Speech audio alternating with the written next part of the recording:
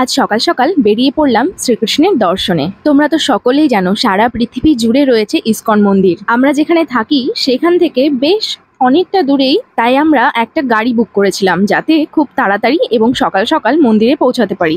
কারণ সকালবেলায় একটা এন্ট্রির সময় থাকে, সেই সময়ের মধ্যে না গেলে হয়তো মন্দির বন্ধ করে দেবে, কারণ আমরা তো আগে কোনোদিন আসিনি, সেই কারণেই তাড়াতাড়ি আসা।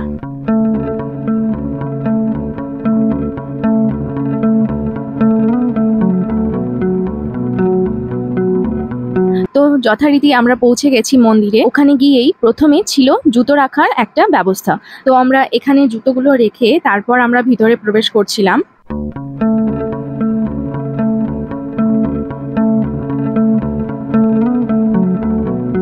অনেক দূর থেকে আমরা মন্দিরে পৌঁছচ্ছিলাম, কারণ দূর থেকে দেখতে পাচ্ছ তোমরা কতটা দূরে, অনেকটা দূর দিয়ে যেতে হচ্ছিল। বেশ ভালো পরিবেশ ছিল ওখানটায়, গাছপালা ছিল, নতুন নতুন গাছ। আমি দেখাচ্ছিলাম যে এইগুলো আমাদের ওইদিকে আছে কিন্তু পাওয়া যায় না সচরাচর। তো যাই হোক, ওগুলো দেখে আমরা যাচ্ছিলাম।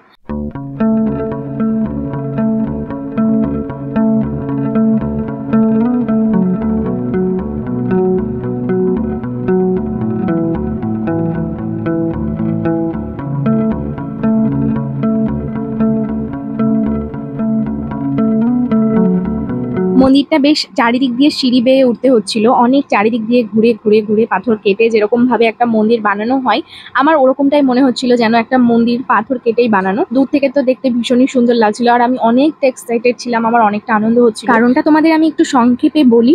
আমি প্রথমবার আমাদের মায়াপুরে যখন আমি গেছিলাম, তখন যখন আমি রাধাকৃষ্ণের যুগল মূর্তি দর্শন করি, তখন একটা কেমন যেন আমার পুরো হচ্ছিল, কেমন একটা মানে ঈশ্বরিক ভাব লাগছিল, যেটা মনে হয় যে ভগবান কোথাও আছে, সত্যি আছে, যেন আমি স্বর্গে দর্শন করতে এসেছি তাদের, সেরকম একটা মনে হচ্ছিল।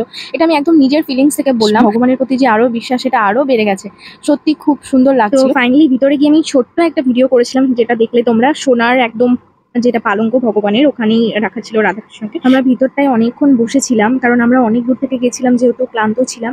তো বেশ কিছুক্ষণ বসে থাকার পর আমাদের আবার ফিরতে হতো, তাই বাইরে দিয়ে ঘুরে ঘুরে আমরা চলে আসি। আর আসার পথেই দেখছিলাম যেখানে একটুখানি ভোগের খিচুড়ি দিচ্ছিল, ওখানটায় থেকে আমরা একটু খিচুড়ি প্রসাদ খেয়েছিলাম। সবাই কতবার খায় জানি না, তা আমরা ভালো লাগছিল বলে 2-3 বার নিয়েছিলাম যদিও। তো যাই হোক, ওইখান থেকে তারপর বেরিয়ে আমাদের ব্যাগ এবং আমাদের জুতো সবকিছু নিয়ে আমরা বেরিয়ে আসি।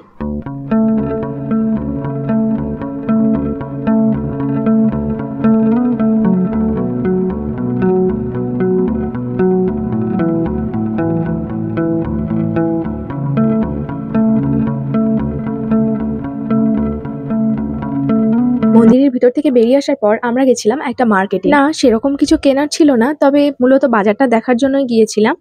আর ফিরতি পথেই পড়তো, যে কারণে ওই বাজারের ভিতর দিয়ে আমরা এলাম।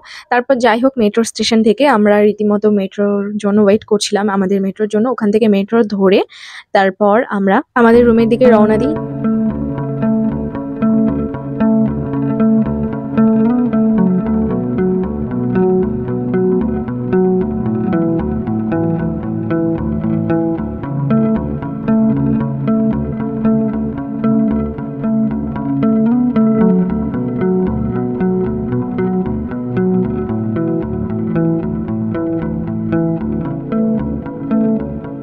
আমার তো বেশ ভালোই লাগলো আজকে মন্দিরটা ঘুরে, অনেক শান্তি পেলাম। ভগবানের কাছে গিয়ে মনটা অনেক হালকা হয়। তো তোমরা কে কে ব্যাঙ্গালোরের ওই ইসকন মন্দিরে গেছো আমাকে অবশ্যই কমেন্টে জানিও, আর ভালো লাগলে অবশ্যই একটা লাইক কমেন্ট করে দিও।